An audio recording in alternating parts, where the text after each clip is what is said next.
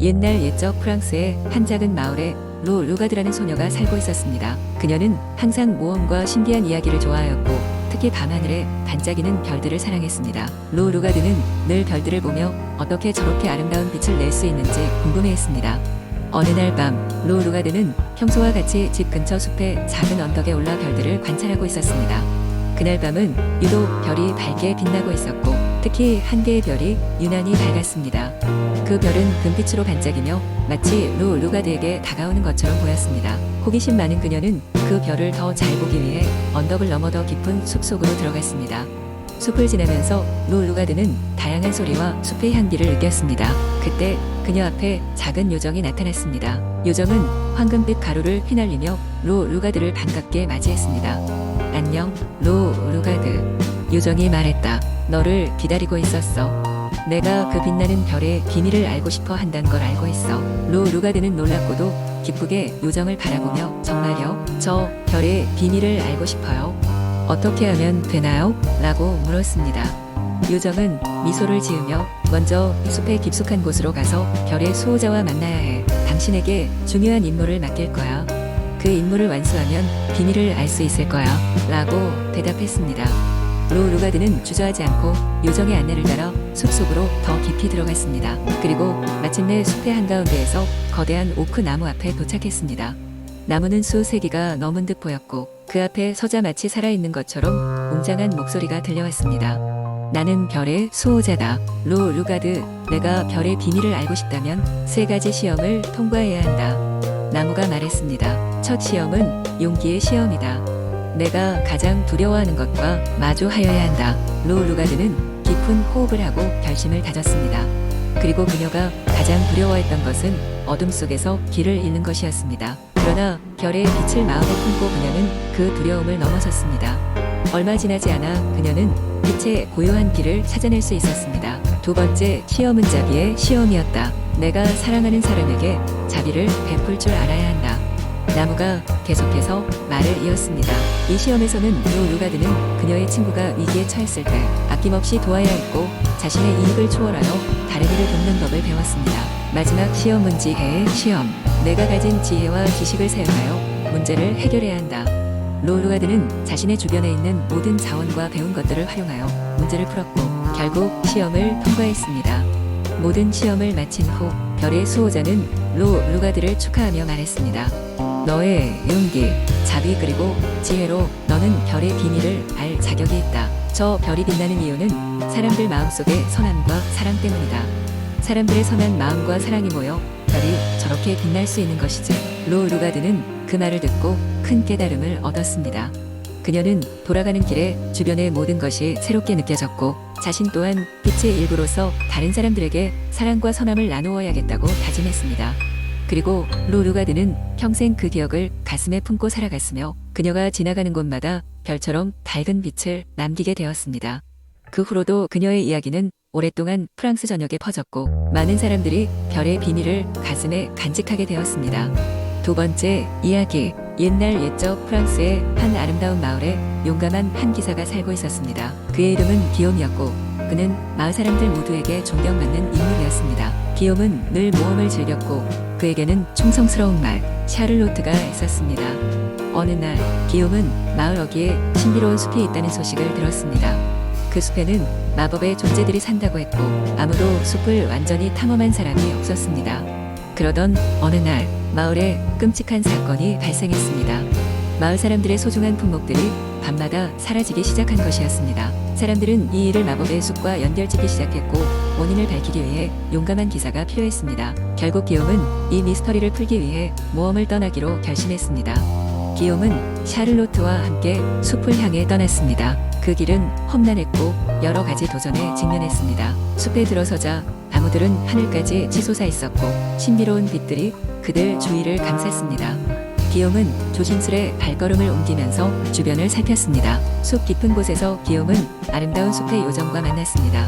그녀는 기욤에게 숲에 사는 마법의 생명체들에 대해 설명해 주었습니다. 그 중에는 장난꾸러기 요정들이 있었고 그들은 호기심 많은 성격으로 마을의 물건을 가져가고는 했습니다. 요정들은 사람들에게 해를 끼칠 의도가 없었지만 마을 사람들에게는 큰 혼란을 주고 있었습니다. 기욤은 요정들과 대화를 하면서 문제를 해결할 방법을 찾았습니다. 그는 요정들에게 마을에 큰 곤란을 주고 있다는 것을 알렸고, 요정들은 그들의 행동을 반성하고 마을에 사과하기로 결정했습니다. 또한 마을의 물건들을 돌려주기로 했습니다. 그리하여 기욤은 요정들과 함께 마을로 돌아왔습니다. 마을 사람들은 처음에 놀랐지만 곧 요정들을 반기고 그들의 사과를 받아들였습니다. 요정들과 마을 사람들은 함께 축제를 열어 친목을 다졌고, 그날 이후로 마을과 숲은 평화롭게 공존하게 되었습니다. 기욤은 그의 용기와 지혜로 인해 마을에서 더욱 존경받게 되었습니다. 이번 모험을 통해 그는 진정한 용기는 힘이 아니라 서로 이해하고 화해할 수 있는 마음이라는 것을 깨달았습니다. 그리고 샤를로트와 함께 더 많은 모험을 떠날 준비를 하며 새로운 하루를 맞이하게 되었습니다. 세 번째, 이야기 옛날 옛적에 프랑스의 작은 마을에 로이라는 이름의 소년이 살고 있었습니다. 로이는 부모님과 함께 농장에서 농사를 지으며 생활했지만 그 농장은 크지 않았고 그리 많은 수확을 거두지 못했습니다. 어느 날 로이는 숲속 깊은 곳에서 잃어버린 소를 찾던 중 신비로운 사과 나무를 발견하게 됩니다. 이 나무는 황금색 사과를 맺고 있었으며 그 주변은 밝게 빛나고 있었습니다. 로이는 호기심에 이끌려 황금 사과 하나를 따서 집으로 가져왔습니다. 그의 부모님은 처음에는 그저 예쁜 사과일 뿐이라고 생각했지만 사과를 시장에 가져가 팔자 엄청난 가격에 팔리게 됩니다. 소문은 마을 전체로 빠르게 퍼졌고 사람들은 이 마법의 사과 나무에 대해 이야기하기 시작했습니다. 로이는 매주 숲으로 들어가 나무에서 사과를 몇 개씩 수확했습니다. 그러나 나무는 무한정 사과를 내주지 않았고 매주 단지 일정한 수의 사과만을 맺었습니다. 로이와 그의 가족은 그 사과를 팔아 점점 부자가 되었고 마을 사람들은 로이의 가족을 부러워하기 시작했습니다. 하지만 마을에는 로이를 질투하는 욕심 많은 농부가 있었습니다. 그는 로이의 비밀을 밝혀 사과 나무를 차지하려 했습니다. 어느 날 밤 그 농부는 로이를 몰래 따라가 나무의 위치를 알아냈습니다. 그리고 그 다음 날 밤 그는 몇몇 동료들과 함께 나무를 베어가려 했습니다. 하지만 나무에 가까이 다가서자 땅이 흔들리고 커다란 번개가 치며 그들을 쫓아냈습니다. 로이는 나무가 자신과 가족의 선한 마음을 알아보고 보호하고 있다는 것을 깨달았습니다. 그는 사과를 시장에 팔았던 것 외에도 일부는 도움이 필요한 마을 사람들과 나누었습니다. 그렇게 하여 마을의 사람들도 조금씩 풍요로워졌고 마을은 더욱 단합하게 되었습니다. 세월이 흘러 로이는 농부에서 마을의 지도자로 존경받게 되었고 그는 계속해서 나무를 돌보며 마을 사람들을 도왔습니다. 전설은 다음 세대에도 전해졌고 사람들은 로이처럼 선한 마음을 갖고 살아가길 노력했습니다. 황금사과 나무는 로이의 삶이 끝날 때까지 그 자리를 지키며 친절한 사람들을 인도하였습니다. 네 번째, 이야기 옛날 옛적에 프랑스의 어느 작은 마을, 숲으로 둘러싸인 바네니요라는 아름다운 곳이 있었습니다. 이곳 사람들은 자연과 조화로운 삶을 살았고 숲은 마을 사람들에게 무수한 생명과 생계를 제공하였습니다. 그러나 이 숲에는 신비로운 전설이 전해져 내려왔습니다. 아득한 옛날부터 고대 백조들이 풀어낸 노래가 숲 어딘가에 숨어 있다는 이야기였죠. 이 백조의 노래는 사람들에게 행복과 번영을 가져다 주었으며 마을의 번영도 이 노래 덕분이라고 전해졌습니다. 백조들은 저마다 황금 깃털 한 장을 가지고 있었는데 마을 사람들은 그 깃털을 번영의 상징으로 삼았습니다. 그리고 백조의 노래가 잃어버린 꿈의 숲이라는 곳에 숨겨져 있다는 사실을 아는 사람은 드물었습니다.